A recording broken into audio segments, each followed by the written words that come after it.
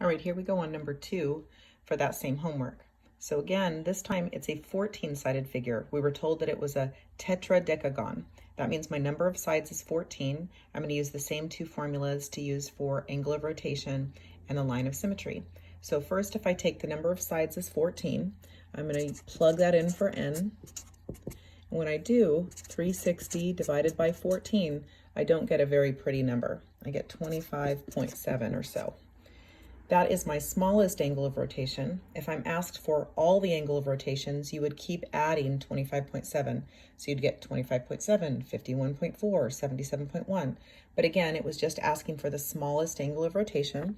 So I'm just going to write 25.7. Next, it asks for the lines of symmetry. The number of lines of symmetry in each polygon, regular polygon, is equal to the number of sides. So this one doesn't need a formula. I'm just able to write 14 sides. Finally, it wants the diagonals. Diagonals also have a formula. We've got 14 sides, so we plug in n is 14.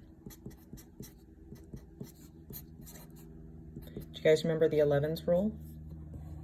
If you don't want to use a calculator, you take the 2 digits of what you're multiplying 11 by, and you split them. So 11 times 14, split the 1 and the 4, add those digits for the center number. And then 154 divided by 2 is 77. So there are 77 diagonals in a 14-sided figure. Now, one thing I noticed when I was looking at your homeworks is that I accidentally had a picture of a 12-sided figure on this one. So if you didn't look up what a tetradecagon was, if you didn't do a 14-sided figure and you accidentally did a 12-sided figure, then here are the answers that you should have gotten for the 12-sided.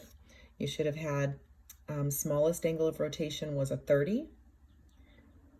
12 is your number of lines of symmetry, and 54 is your number of diagonals if you use the formula. So if you happen to use 12 on your homework, you don't need to change anything. The answers were 30, 12, and 54. If you did do a 14-sided figure, your answers should have been 25.7, 14, and 77. Thank you.